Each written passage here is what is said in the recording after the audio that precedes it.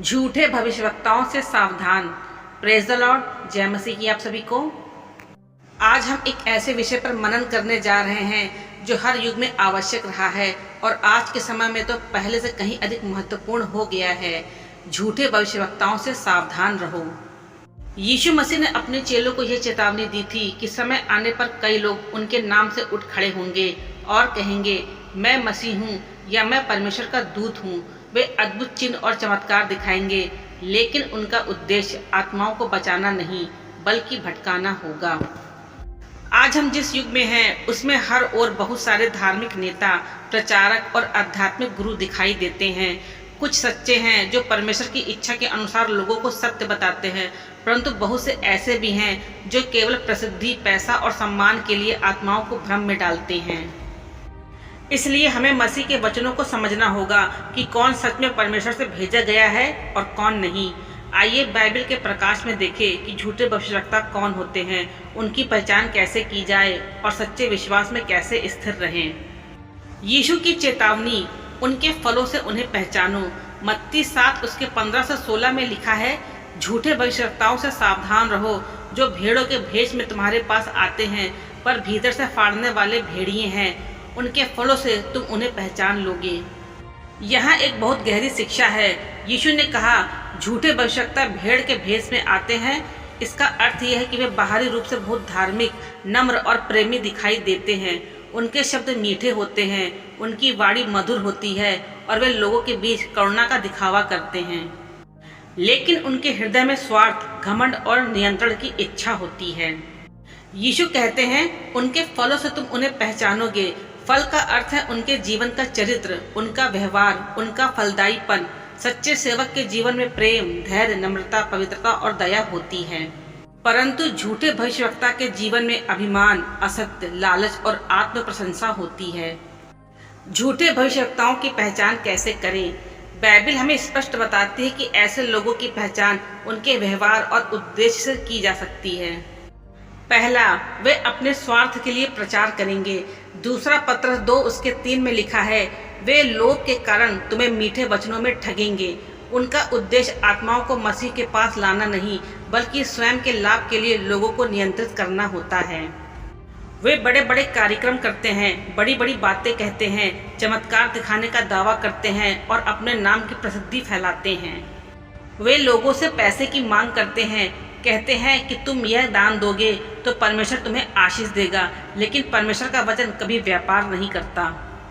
दूसरा, वे बाइबल के सत्य को तोड़ मरोड़ कर प्रस्तुत करते हैं। वे बाइबल की आयतों को अपने लाभ के अनुसार अर्थ देते हैं। कभी कहते हैं, अब पाप कोई मायने नहीं रखता क्योंकि परमेश्वर प्रेम है। कभी कहते हैं, जो चाहे करो, परमेश्वर सब क्षमा कर देता है। वे पवित्रता, पश्चाताप और सत्य की बात नहीं करते क्योंकि उन्हें डर है कि लोग उनसे दूर चले जाएंगे। तीसरा, उनके जीवन में आत्मा का फल नहीं होता। गलातियों 5:22 में लिखा है, आत्मा का फल है प्रेम, आनंद, शांति, धैर्य, कृपा, भलाई, विश्वास, नम्रता और संयम। यदि किसी प्रचारक के जीवन में ये गुण नहीं है तो वे परमेश्वर से नहीं बल्कि संसार से प्रेरित है। बाइबल में झूठे भविष्यवक्ताओं के उदाहरण। पुराने नियम में कई बार परमेश्वर ने झूठे भविष्यवक्ताओं के विषय में चेताया। यिर्मयाह 14 उसके 14 में लिखा है, वे मेरे नाम से झूठी भविष्यवाणियां करते हैं, न मैंने उन्हें भेजा, न आज्ञा दी, न उनसे बातें की। वे तुम्हें झूठे दर्शन, व्यर्थ भावनाएं और अपने ही मन से भ्रम सुनाते हैं। यिर्मयाह के समय में बहुत से ऐसे भविष्यवक्ता थे जो कहते थे, सब ठीक है, शांति है, जबकि वास्तव में परमेश्वर ने कहा था कि न्याय आने वाला है। वे लोगों को सच्चाई बताने के बजाय केवल वही कहते थे जो लोग सुनना चाहते थे। आज भी स्थिति यही है। कई प्रचारक केवल आशीष, समृद्धि और चमत्कार की बातें करते हैं, लेकिन कभी पश्चाताप, पवित्रता और सत्य पर नहीं बोलते। वे कहते हैं, परमेश्वर तुम्हें धन देगा, पर ये नहीं कहते, परमेश्वर चाहता है कि तुम अपने पाप से मुड़ो। झूठे भविष्यवक्ताओं के पीछे की आत्मा। दूसरा थिस्सलुनीकियों 2 उसके 10 से 11 में लिखा है, जो लोग सत्य से प्रेम नहीं रखते उनके लिए परमेश्वर एक भटकाने की आत्मा भेजता है ताकि वे झूठ पर विश्वास करें। इसका अर्थ यह है कि जब लोग सत्य को अस्वीकार करते हैं तो वे झूठे संदेशों के प्रति आकर्षित होने लगते हैं। वे सच्चे प्रचार से ऊब जाते हैं क्योंकि सच्चा वचन आत्मा को झकझोरता है। लोग चाहते हैं कि कोई उन्हें ऐसा वचन सुनाए जो उनके मन को अच्छा लगे, जैसे सब ठीक है, परमेश्वर तुम्हें हर हाल में सफल रखेगा, तुम सर्वश्रेष्ठ हो। ऐसे वचन मन को तो अच्छा लगते हैं पर आत्मा को मृत बना देते हैं। आधुनिक समय में झूठे भविष्यवक्ताओं की रूपरेखा। आज के दौर में झूठे प्रचारकों का स्वरूप बदल गया है। अब वे मंच पर नहीं बल्कि मोबाइल स्क्रीन पर बैठते हैं। वे वीडियो, लाइव प्रोग्राम और सोशल मीडिया के माध्यम से लाखों लोगों तक पहुंचते हैं। कुछ लोग तो आध्यात्मिक गुरु बनकर कहते हैं वे परमेश्वर से सीधे बात करते हैं। कुछ कहते हैं स्वर्गदूत रोज मुझसे मिलने आते हैं। कुछ तो यहाँ तक दावा करते हैं कि वे स्वयं मसीह का रूप हैं। ऐसे लोग सादे विश्वासियों को अपनी ओर आकर्षित करते हैं। वे कहते हैं यदि तुम यह तेल, यह पानी या यह कपड़ा खरीदोगे तो चमत्कार होगा। परमेश्वर का आशीष कभी बिकाऊ नहीं है। वह उन लोगों के लिए है जो सच्चे मन से उन्हें खोजते हैं, न कि पैसा देने वालों के लिए। सच्चे और झूठे भविष्यवक्ता में अंतर।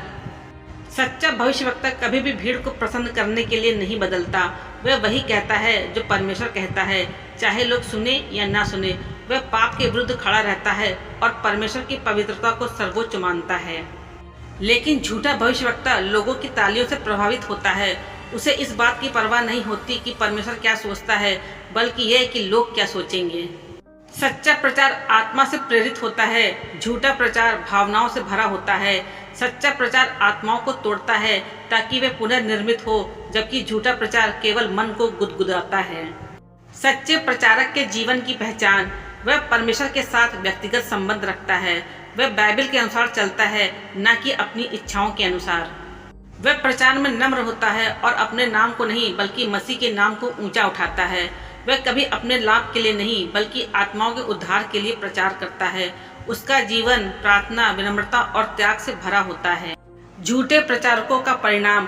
दूसरा पत्रस 2 उसके 1 से 3 में लिखा है, तुम में भी झूठे उपदेशक होंगे जो गुप्त रूप से विनाशकारी विधर्म लाएंगे और उस स्वामी का इनकार करेंगे जिसने उन्हें मोल लिया, और अपने आप ऊपर शीघ्र विनाश लाएंगे। यहाँ स्पष्ट कहा गया है कि उनका अंत विनाश होगा। वे कुछ समय तक प्रसिद्ध हो सकते हैं, लेकिन अंत में उनकी वास्तविकता प्रकट हो जाएगी। कोई भी झूठ लंबे समय तक टिक नहीं सकता। आज के विश्वासियों की जिम्मेदारी। पहला यूहन्ना 1:4 कहता है, हे प्रियो, हर आत्मा की प्रतीति न करना, परंतु आत्माओं को परखो कि वे परमेश्वर की ओर से हैं या नहीं। हर संदेश, हर प्रचारक, हर शिक्षक को बाइबल के प्रकाश में परखना चाहिए। यदि कोई प्रचारक ऐसा कुछ सिखाता है जो बाइबल के विरुद्ध है, तो चाहे कितना भी प्रसिद्ध क्यों न हो, उसे स्वीकार नहीं करना चाहिए। हमें केवल वही मानना चाहिए जो परमेश्वर के वचन से मेल खाता है। अंतिम समय की भविष्यवाणी। मत्ती 24:24 कहता है, क्योंकि झूठे मसीह और झूठे भविष्यवक्ता उठ खड़े होंगे और बड़े बड़े चिन्ह और चमत्कार दिखाएंगे, ताकि यदि हो सके तो चुने हुओं को भी भरमाए। यह वचन बताता है कि अंत समय में धोखे का प्रभाव बहुत बढ़ जाएगा। लोग चमत्कारों के पीछे भागेंगे, न कि सत्य के पीछे। लेकिन सच्चे मसीही चमत्कारों से नहीं बल्कि वचन से पहचाने जाते हैं, क्योंकि चमत्कार अस्थायी हो सकते हैं पर सत्य शाश्वत है। आत्मिक परख कैसे विकसित करें? वचन का अध्ययन करें। जितना अधिक आप बाइबल को जानेंगे, उतना ही जल्दी आप झूठ को पहचान सकेंगे। प्रार्थना करें। पवित्र आत्मा वह आत्मा है जो सब बातों की परख करवाता है। पवित्र जीवन जिए। जब जीवन में पवित्रता होती है तो धोखे की आत्मा स्थान नहीं पाती। आत्मिक समुदाय में रहें। सच्चे विश्वासों की संगति में रहने से भ्रम दूर होता है। वास्तविक उदाहरण। कई बार लोग किसी प्रचारक के प्रभाव में आ जाते हैं। वे सोचते हैं कि जो मंच पर ऊंची आवाज में बोलेगा वही परमेश्वर का दूत है, परंतु यदि उसका जीवन पीछे से पाप से भरा हो तो वह सेवक नहीं, छल करने वाला है। इतिहास में भी ऐसे लोग हुए हैं जिन्होंने अपने को मसीही घोषित किया। उन्होंने अनुयायियों को आत्महत्या करने तक प्रेरित किया। इस बात का प्रमाण है कि यदि परख न हो तो विश्वास विनाश का कारण बन सकता है। झूठे प्रचारक के शब्द और कर्म में विरोध। वे परमेश्वर का नाम लेकर लोगों से वादे करते हैं पर स्वयं उसी वचन का पालन नहीं करते। वे कहते हैं प्रेम रखो पर स्वयं घृणा फैलाते हैं। वे कहते हैं दान दो पर स्वयं स्वार्थी जीवन जीते हैं। वे कहते हैं परमेश्वर के राज की खोज करो पर वास्तव में अपना साम्राज्य बनाते हैं। सत्य का प्रचार हमेशा विरोध सहता है। सच्चा प्रचार कभी लोकप्रिय नहीं होता। यूहन्ना बपतिस्मा देने वाले ने सत्य कहा तो उसका सिर काटा गया। यीशु ने सत्य कहा तो उन्हें क्रूस पर चढ़ाया गया। पौलुस ने सत्य कहा तो जेल में डाला गया, लेकिन उन्होंने सत्य छोड़ा नहीं। इसलिए यदि कोई प्रचारक सबको प्रसन्न करता है तो सोचिए, क्या वह सच्चाई कहता है? परमेश्वर का उद्देश्य झूठ से बचाना। परमेश्वर चाहता है कि उसकी प्रजा जागृत रहे। वह नहीं चाहता कि कोई आत्मा धोखे में पड़े। इसलिए उसने अपने वचन से हर चेतावनी पहले से लिख दी। यदि हम वचन में बने रहे तो कोई भी धोखा हमें नहीं भटका सकता। हे मेरे लोगों, झूठे भविष्यवक्ताओं से बचने का एक ही मार्ग है, परमेश्वर के वचन में स्थिर रहना। जो व्यक्ति वचन को जानता है वह किसी भी झूठ के जाल में नहीं फंसता। सत्य वचन हमारी ढाल है, हमारी तलवार है और हमारा मार्गदर्शक है। यीशु ने कहा, मेरा भेड़ा मेरी आवाज़ पहचानता है। यदि हम सच में उसके हैं तो हम उसकी आवाज़ सुनेंगे और किसी अजनबी की आवाज़ का पीछा नहीं करेंगे। इसलिए आज निर्णय लें कि हम किसी व्यक्ति पर नहीं बल्कि परमेश्वर के वचन पर भरोसा करेंगे, क्योंकि केवल सत्य ही हमें स्वतंत्र करेगा। हे मेरे प्रिय भाई बहनों, यदि इस वचन ने आपके हृदय को स्पर्श किया है, यदि इससे आपके मन को नई समझ, नई चेतावनी और नया विश्वास मिला है, तो इसे अपने तक सीमित मत रखिए। किसी और की आत्मा शायद इसी संदेश की प्रतीक्षा में है।